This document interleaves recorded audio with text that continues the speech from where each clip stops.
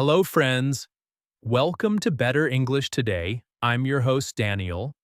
And in this 10-part series called Speak English Naturally, we're going to explore how you can sound relaxed, confident, and fluent in real English conversations.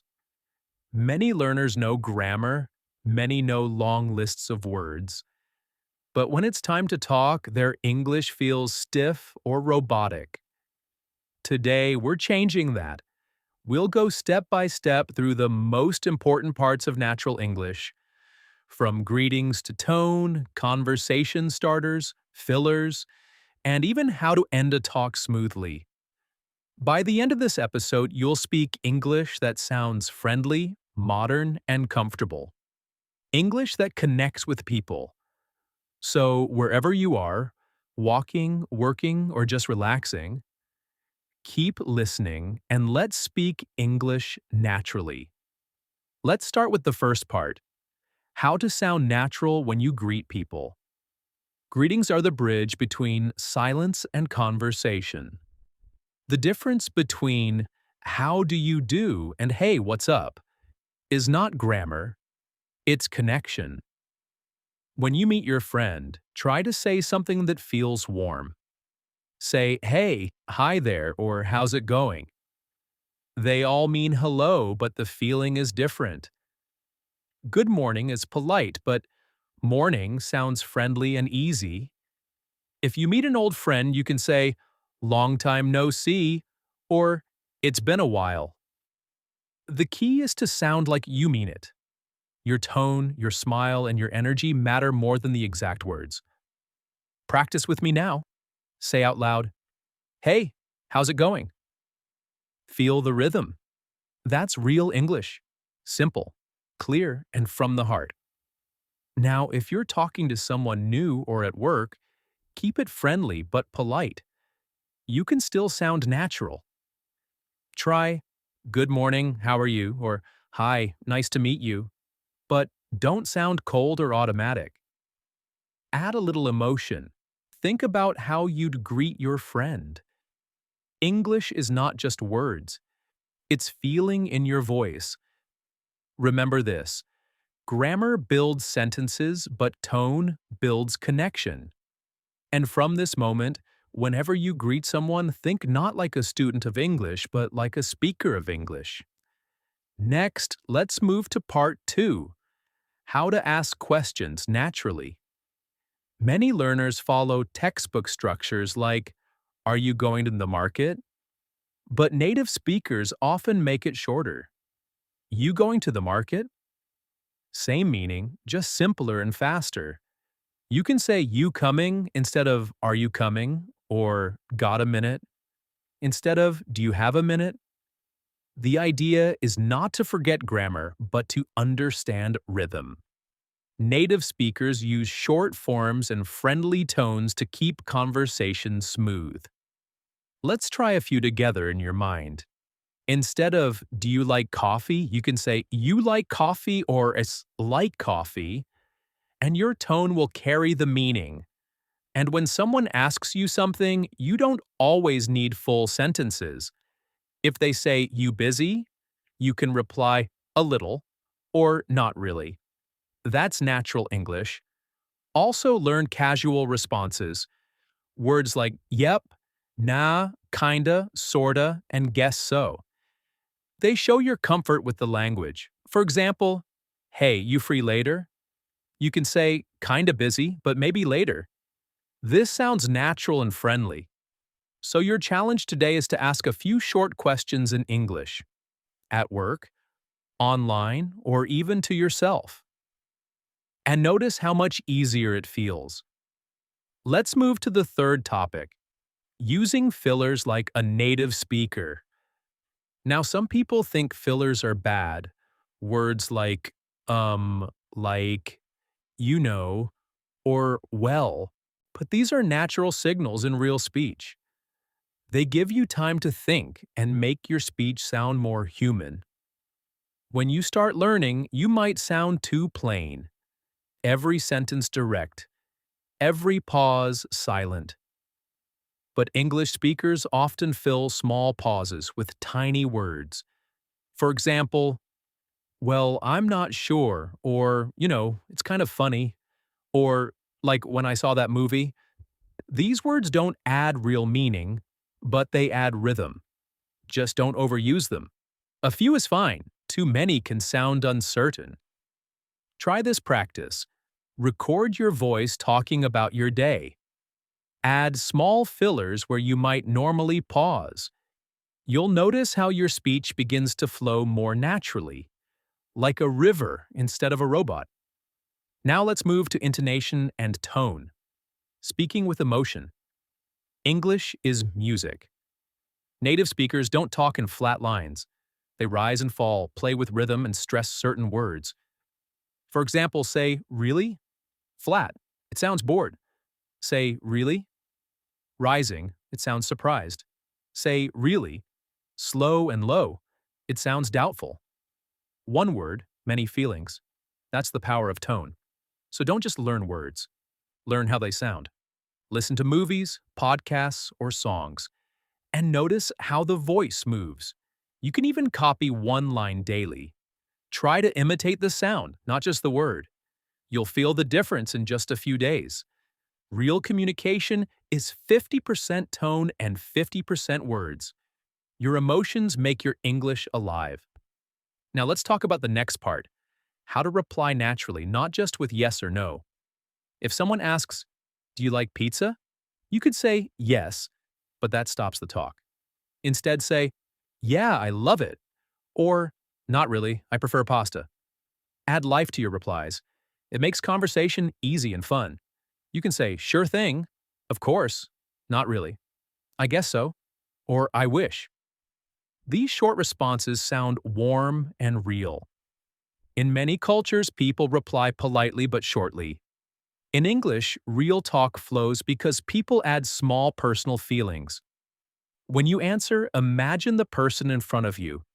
You want them to feel your interest. That natural connection makes you fluent faster than any grammar rule. Let's move to another smart speaking skill, connecting words that fluent speakers use. English speakers link thoughts with little words like and then, actually, and you know what, because of that, or anyway. Let's take an example. Instead of saying 3 short sentences, I went to the shop. It was closed. I came home. You can say, I went to the shop, but it was closed, so I came home. It flows better. Connecting words are like bridges between ideas. They help your listener follow your thoughts easily. The more you use them, the more confident you'll sound. Practice with small ones first. So, and, but, because. Later add longer ones. Even though, meanwhile, actually.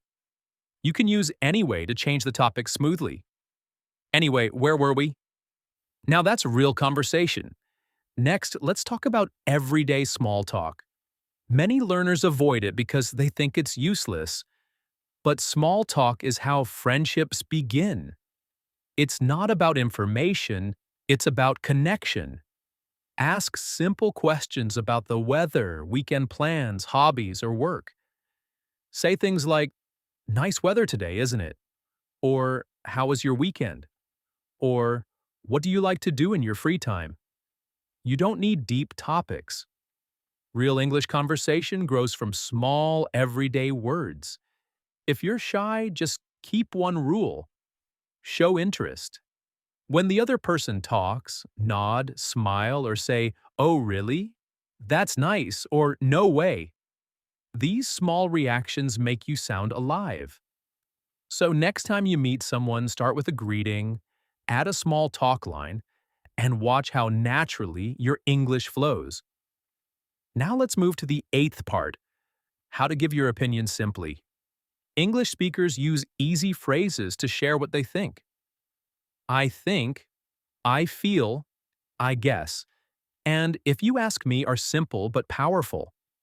You can say, I think that movie was great, or in my opinion, it was too long, or if you ask me, coffee is better than tea.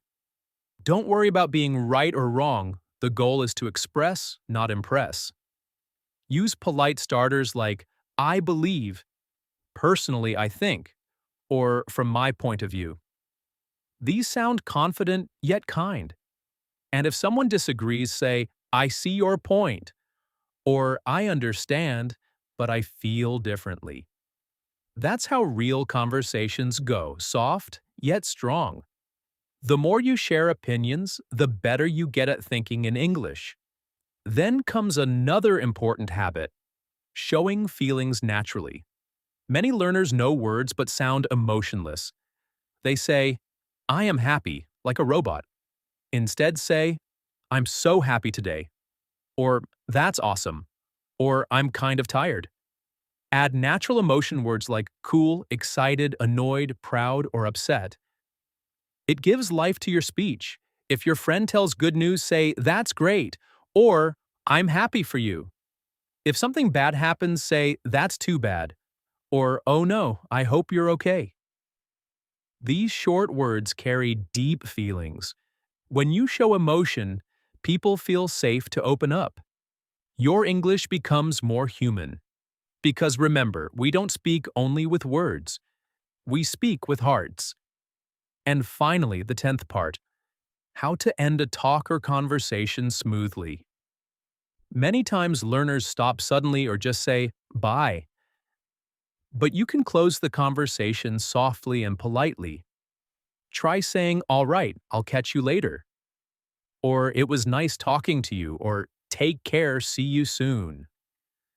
These small ending lines leave a positive memory. With friends, you can say, see ya, or talk soon.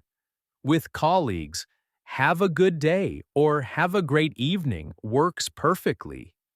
When you end naturally, people remember your kindness, and that makes your English powerful. Ending well is part of communication too, just like greeting well. So now you've learned all 10 parts of how to speak English naturally. How to greet people, how to ask questions, how to use fillers, how to use tone and emotion, how to reply naturally, how to connect ideas, how to do small talk, how to give opinions, how to show feelings, and how to end conversations smoothly. If you practice each part a little every day, soon your speech will sound clear and confident. Not memorized from books, but real, like someone who lives and feels the language. You don't need to be perfect. You just need to be real. And before we end this special long episode, I want to share a small truth about learning English. It's not about speed. It's about consistency. A few minutes every day is better than 5 hours once a month. Speak to yourself, repeat what you hear, imitate good speakers, and never fear mistakes. Every mistake is a sign of progress. Every conversation is practice. Remember, English is not just a subject, it's a skill, a bridge to connect with the world. If this episode helped you, please make sure to follow A Better English Today wherever you listen. Share it with a friend who's learning English too so you both can grow faster. Your like, your share, and your subscription help us create more episodes that make English simple for everyone. You can also send your voice notes or write about how these lessons help you, because your story might inspire someone else to keep learning. Thank you for listening till the end. This is Daniel, and I'm proud of you for taking this time to make your English better. You are not just learning words, you're building a voice, your own confident English voice. Keep practicing, keep smiling, and remember, every small word you speak today takes you closer to your big dream of fluency. Until next time, stay positive, stay kind, and keep speaking English naturally. This is Daniel from Better English Today signing off. See you soon, and hey, have an awesome day ahead.